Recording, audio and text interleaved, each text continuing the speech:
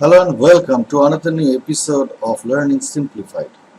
From today, we are going to build up our own template in Materialize CSS and we will be discussing on these various features. Now, so far in our Materialize CSS tutorial, we have mainly discussed on various classes used in Materialized, and now we will be seeing some features, some components of Materialize through this template build up, and we will be learning how to use them into our project in accordance to our project.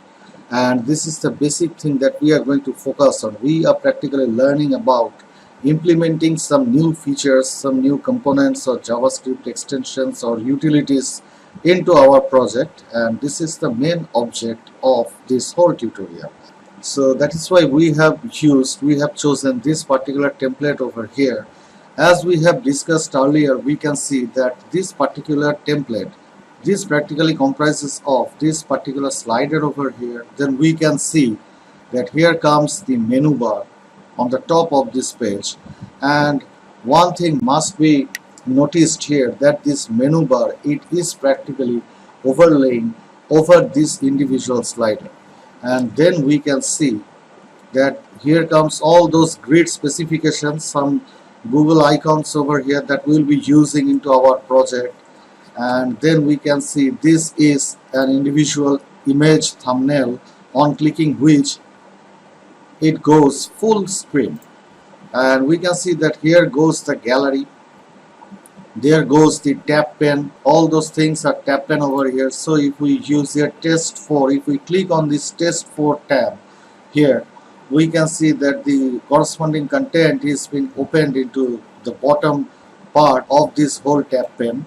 This is in the similar process, it is the test 1, this is the test 2, this is the disabled tab list item over here, and this is tab 4.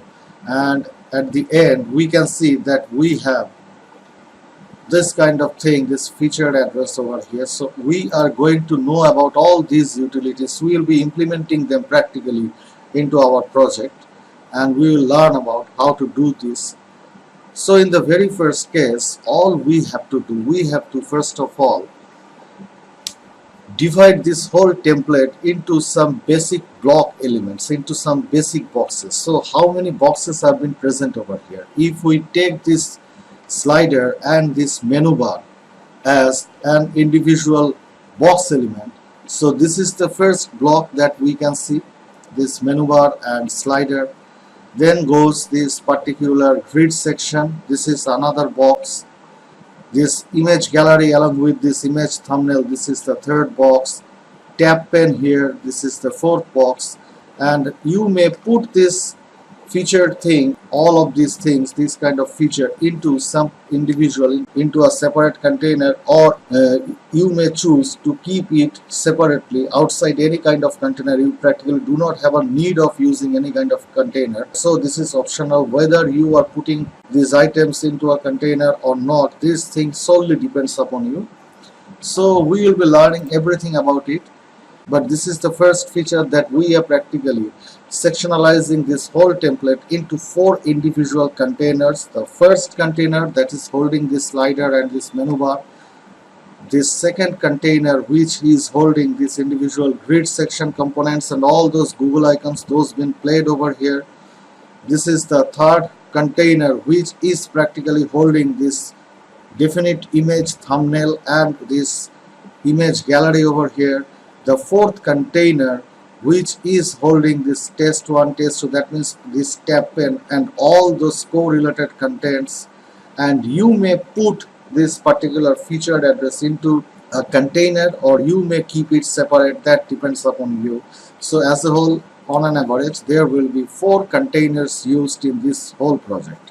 And another thing, always try to keep features into different containers. This is not any hard and fast rule over here. I'm not asking you, this is practically a different point of view or different opinion, and this could be varied from individual designer to designers. But according to my opinion, always keep things into separate containers, because in case of future references where you need to make some amendments into some individual parts, then you won't have to provide further lever in sectionalizing them into separate container first, and then you do not need to code them individually. So according to my point of view, I would always like to segregate things into different containers and put them into different boxes, and this is the main thing that I would like to say you, that keep things segregated.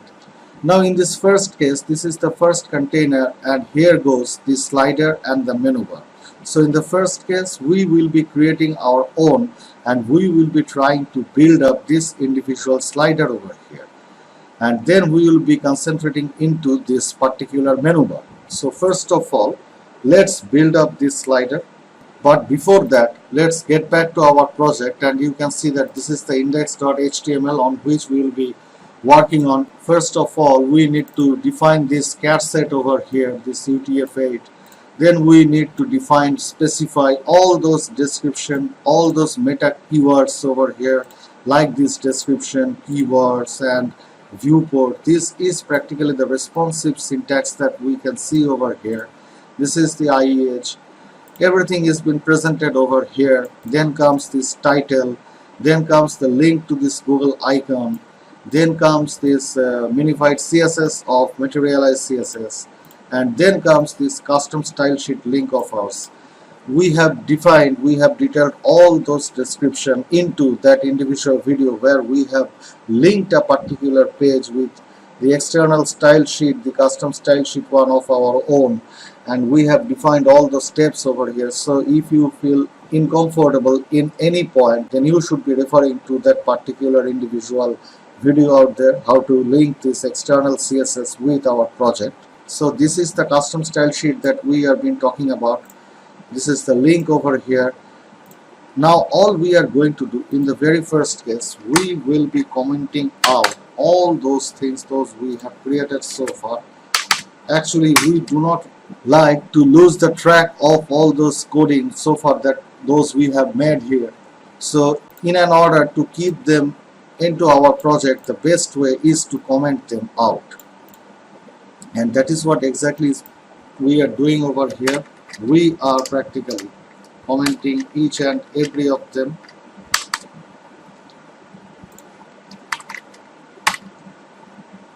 Let's first comment them out.